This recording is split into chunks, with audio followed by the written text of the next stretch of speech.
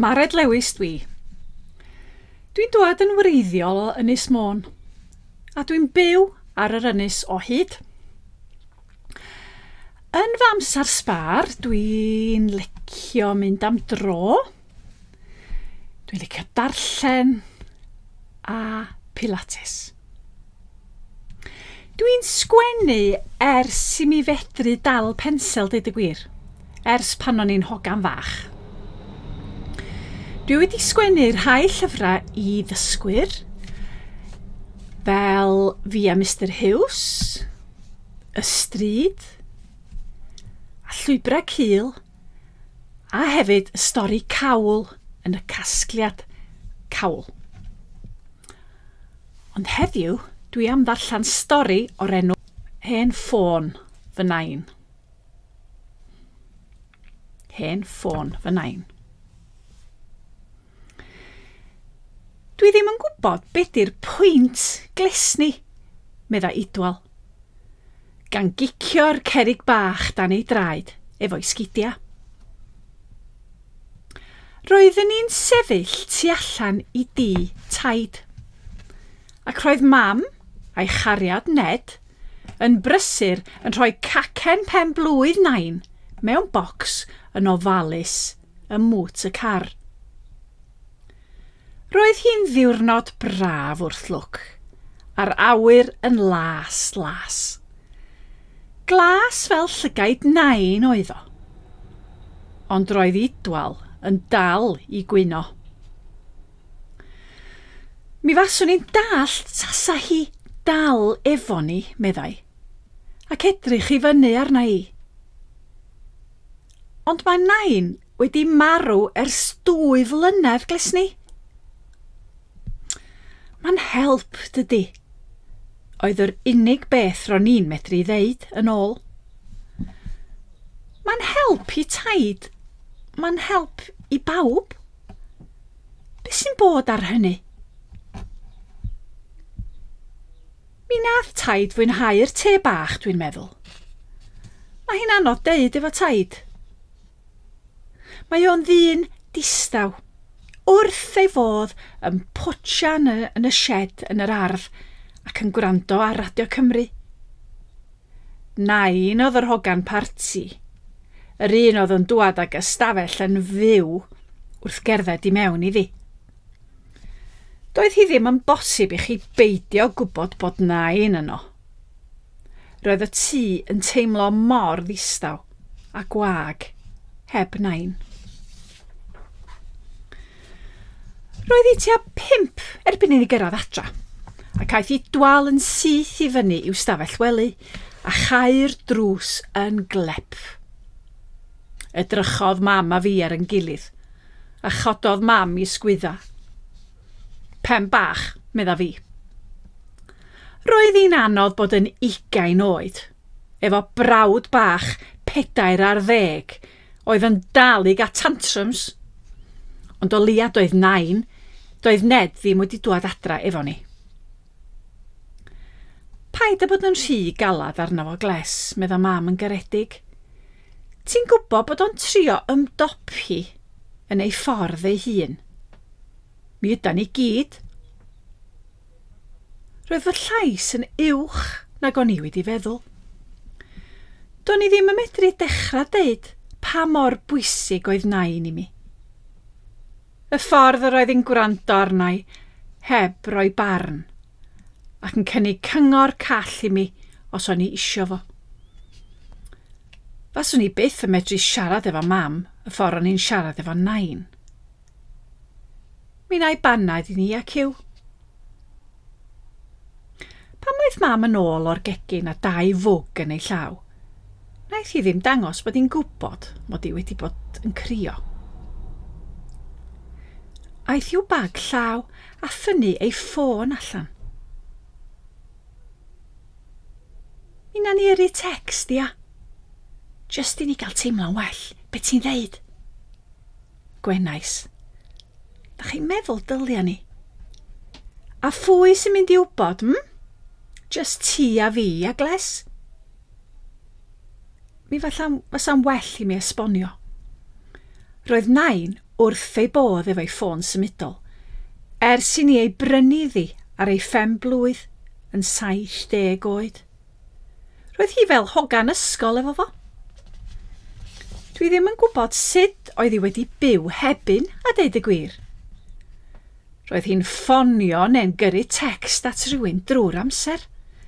Felly, pan ddaeth yr amser i ni ddeud hwyl fawr wrth nain, roedd hi'n teimlo'n iawn i ni roi'r ffôn symudol i mewn efo hi yn yr arch.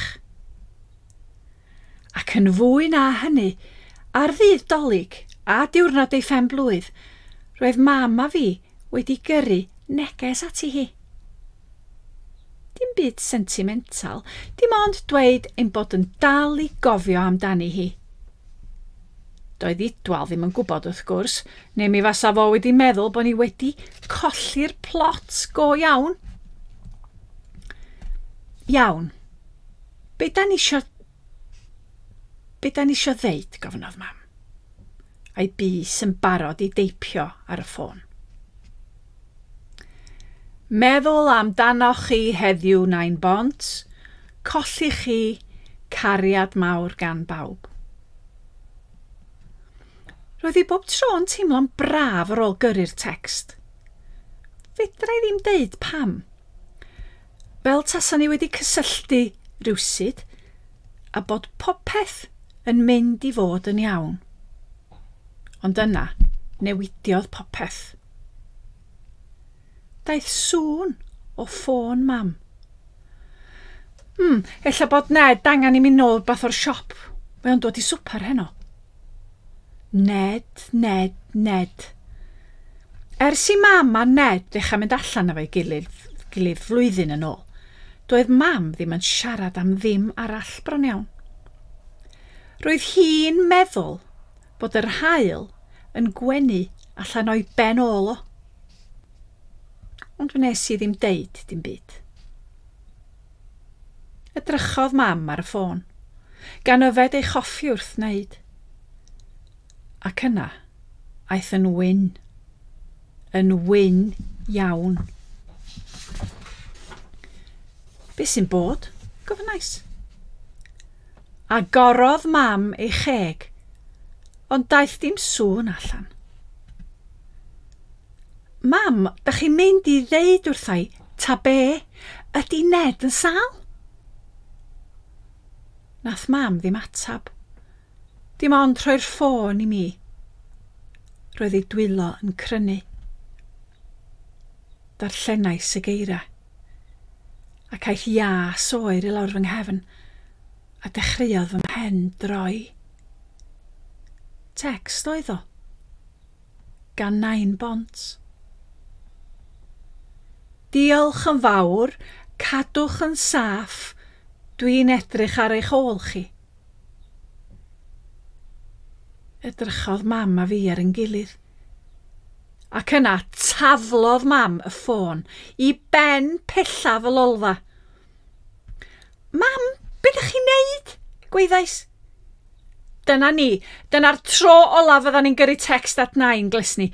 Y tro olaf, ti'n dallt? Doedd gen i ddim byd i ddweud. Roedd gyrru neges at nain oedd wedi marw yn od. Ond roedd hyn yn mynd â phethau i lefel arall. Roedd hyn yn creepy, yn ofnadwy o creepy. Cododd mam a mynd i chwilio am ei ffôn. Chwiliodd am rif nain a'i ddileu yn syth. Mae hyn yn stopio rŵan. Dwi ddim yn dall beth sy'n digwydd, ond dwi'n gwybod hyn. Dwi ddim yn licio fo. Dwi ddim yn licio fo o gwbl. Dwi eisiau i ti ddileu rhif nain o dy ffôn hefyd, Glest. Iawn, wrth gwrs, mam.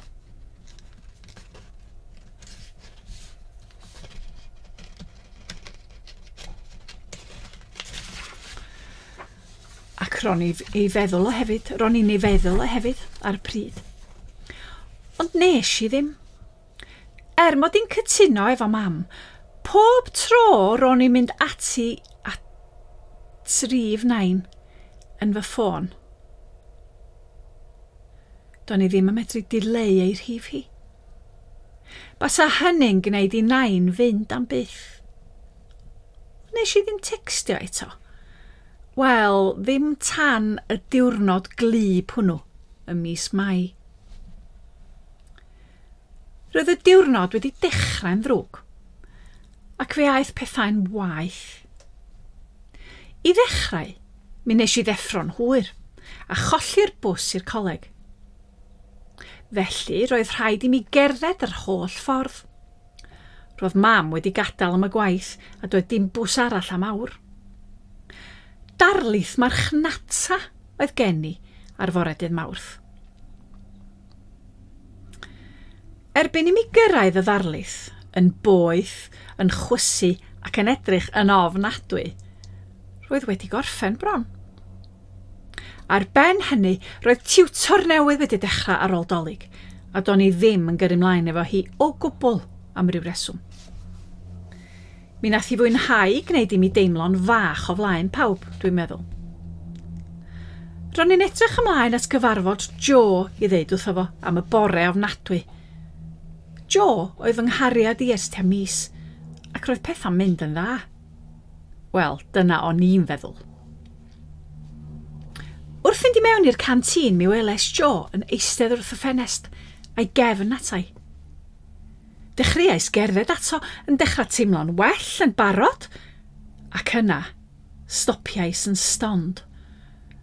Roedd braich Joe dros ysgwydd rhyw hogan efo gwallt hir melyn, ac roedd hi'n symud tuag ato ac yn gwenu. Nes i ddim aros i weld y ddau yn cusanu. Doedd dim rhaid i mi. Wrth eistedd ar y bws ar y ffordd adra ar ddiwedd y pnawn, daeth sŵn o fy ffôn symudol.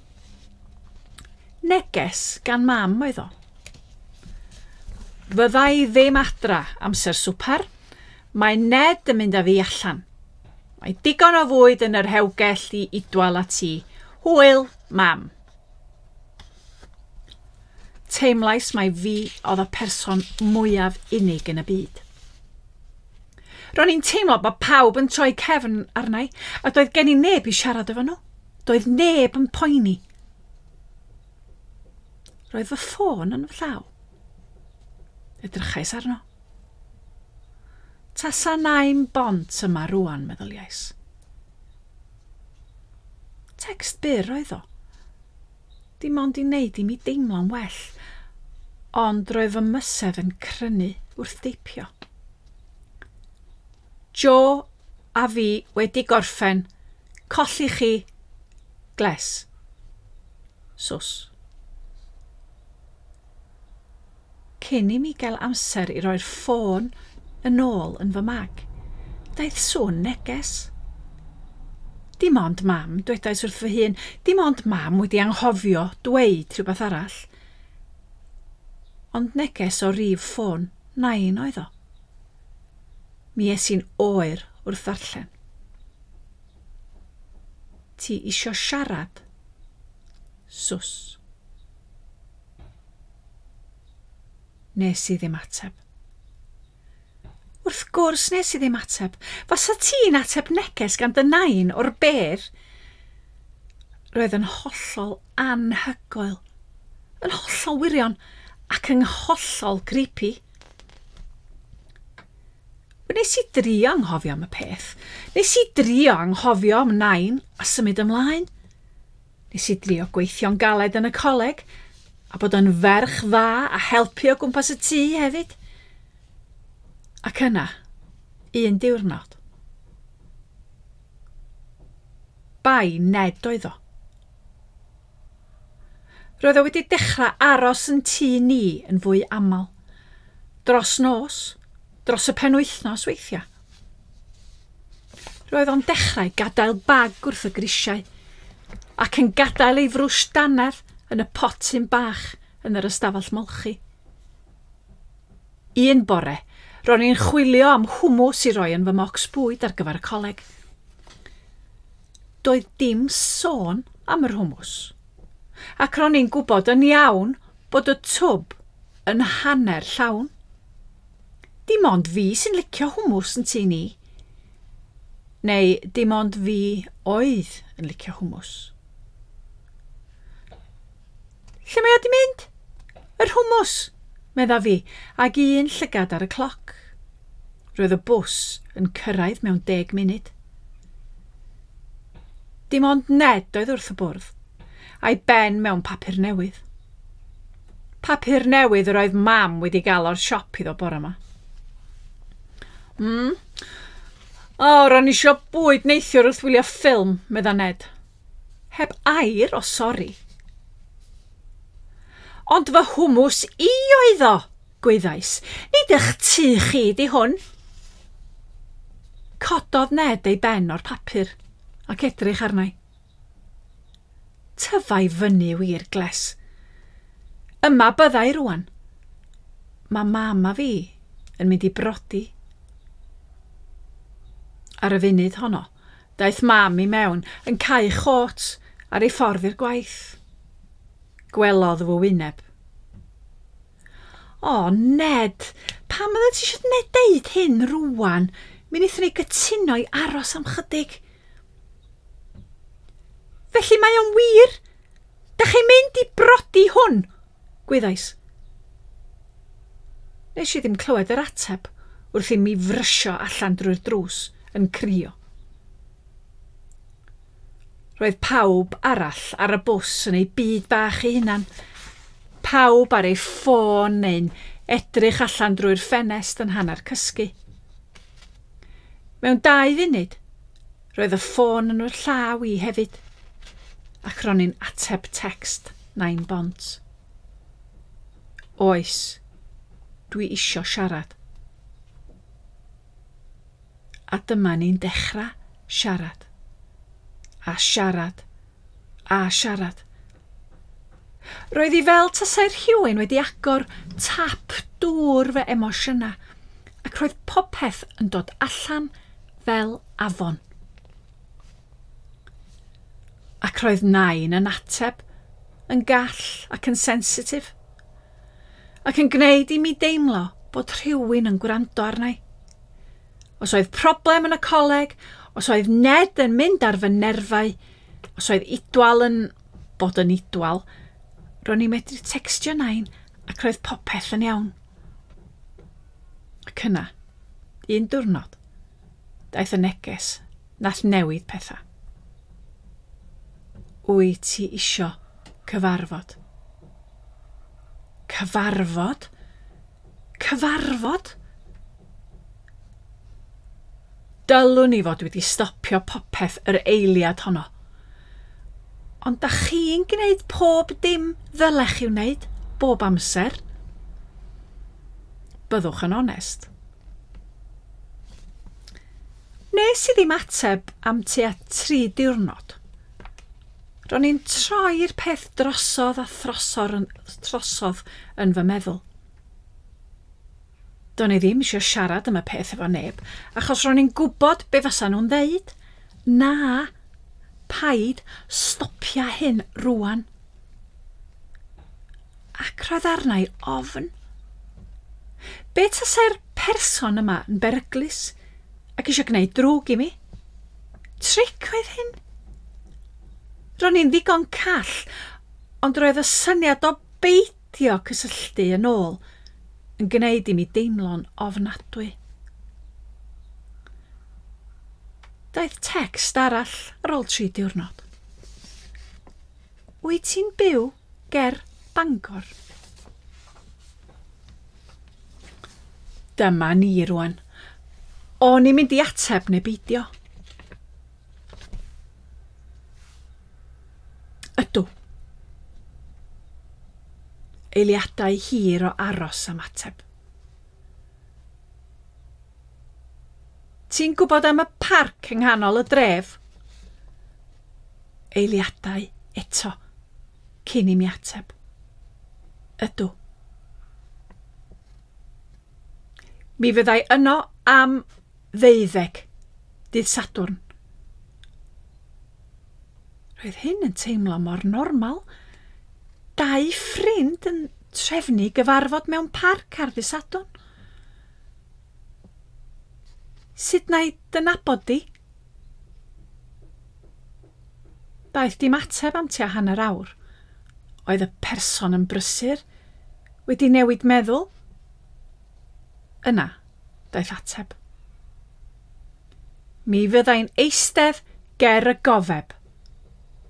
Fi fydd yr un efo'r ffôn. Ro'n i'n nerfus iawn, a fy nghalon yn curo fel drwm wrth i mi gerdded at y parc yng nghanol y dref. Wnes i feddwl troi yn ôl ddwywaith, ond cario ymlaen i gerdded nes i. Yna, gwelais y dyn ifanc yn eistedd wrth draed y gofeb, yn edrych i lawr ar ei ffôn yn ei law. Roedd ei wallt hir tywyll yn syrthio ar draws ei wyneb. Helo, nain. Cododd ei ben a gwenyn gynnes. Dim joc ydi o felly, meddai, ac roedd ganddo lais distaw, llais annwyl. Joc? Ges i ffôn newydd, ar hif newydd, pan ddaeth dy neges gyntaf. Yr un am golli 9 bont? Roedd fy llais yn isel. Ia, medda'r hogyn. Wel, o'n i'n meddwl bod fy ffrindiau'n chwarae joc arnau yn tynnu'n nghoes i. Aeth yn ddistaw. Ond wedyn, meddai, gan edrych arnau. Doedd dim rhaid iddo ddeud mwy. Ro'n i'n dallt yn iawn.